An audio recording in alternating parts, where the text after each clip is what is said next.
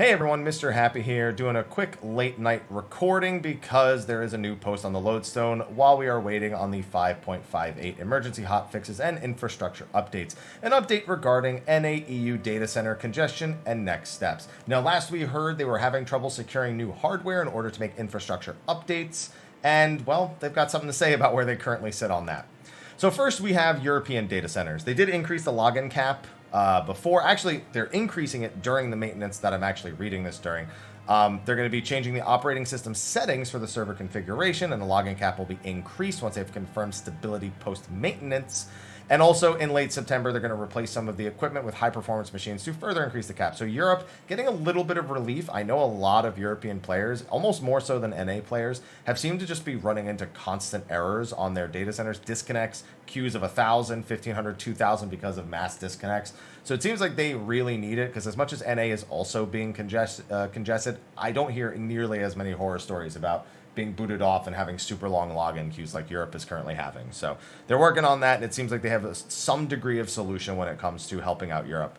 We've observed considerable levels of congestion on the European data center over the past few weeks, especially during weekends. Though login queues have been quite long, please rest assured they are working properly. We apologize for the inconvenience, but ask that you continue to wait your turn to log in should you encounter a queue. This is interesting, this next one. This is regarding NA, specifically the Aether data center. All Aether data center worlds are now congested.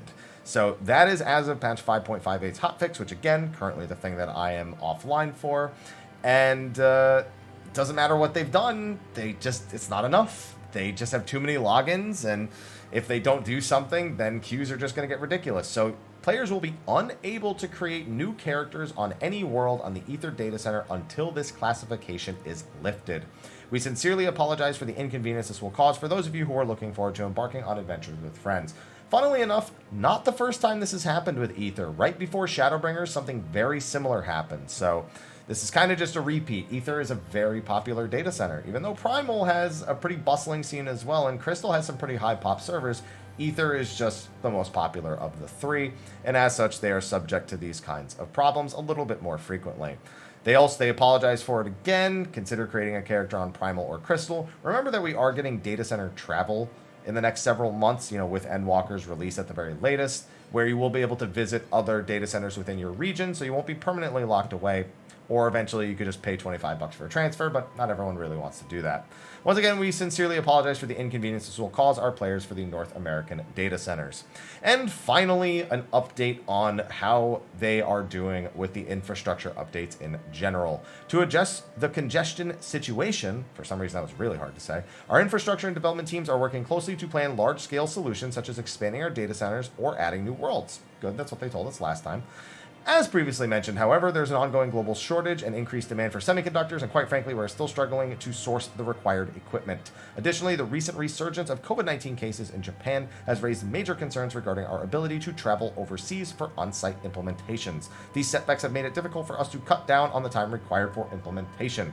Considering the current situation, we will likely require more time in implementing our large-scale solutions. The circumstances surrounding our infrastructure are far from ideal, but I promise we will continue to persevere in implementing any solutions we can.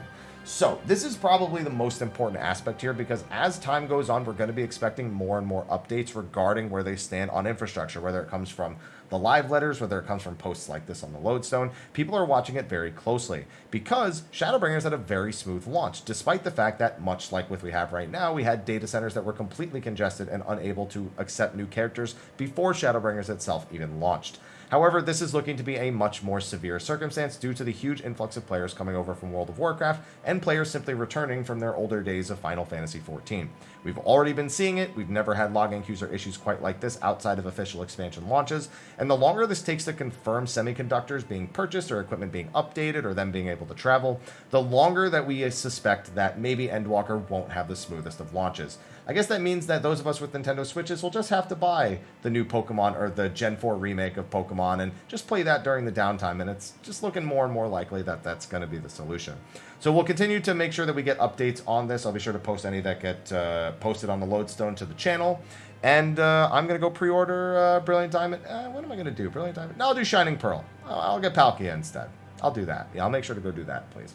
But anyway, that's going to be a wrap for this video. Just wanted to record a quick one since it's pretty late and I was actually live streaming anyway. So be sure to like, favorite, subscribe, and share. And don't forget, I live stream on Twitch every day, 7 a.m. to 2 p.m. and apparently till 9 p.m. today, because why not? Anyway, thanks for watching. I'll see you in the next one. And until then, take care.